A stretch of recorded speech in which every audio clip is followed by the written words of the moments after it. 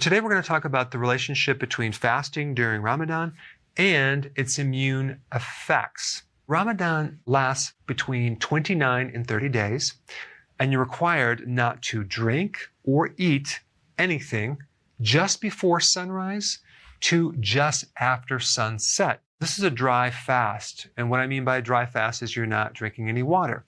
Now, before we get into the benefits, I do want to point out this one very, very important point. If you look at some of the studies done on Ramadan, you're going to see some mixed reviews. And I think the reason for that, because what you eat before and after you fast is going to make or break your success. If you are eating a lot of junk food, refined carbohydrates, that is going to greatly inhibit these amazing effects that you could achieve if you added keto-friendly foods, low carb, during the meals. I mean, think about it. Ketones in general are antimicrobial. When you do fasting, you actually decrease what's called cytokines. There are different types of cytokines, and cytokines are chemical messages that communicate between your immune cells. There are certain cytokines that cause inflammation, and those are the ones that we're talking about. So it'll decrease the trigger to inflammation. Also, it will stimulate something called macrophages.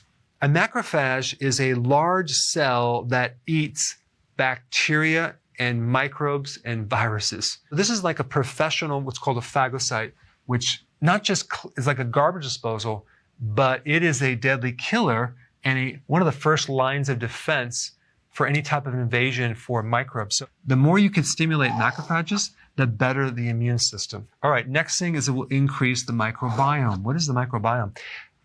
That describes your friendly microbes in your body that help you. A great majority of your immune system, and I'm talking like 70%, is located in your large intestine. And I'm talking about the microbiome, which I did a video on, and I'll put that link down below, gives you incredible immune support. And without it, your risk for infection goes straight up in vertical. When you do fasting, which is kind of weird because you're actually kind of starving them, they live longer. There's certain type of genetic things that get triggered that support your immune system. Next thing is resistance to stress. When you fast, you increase your capacity to fight off stress, as well as DNA damage too. Also, when you fast, you decrease oxidative stress. You're going to have less free radicals. You're also going to get an increase in production of your antioxidant networks, which also can help as well.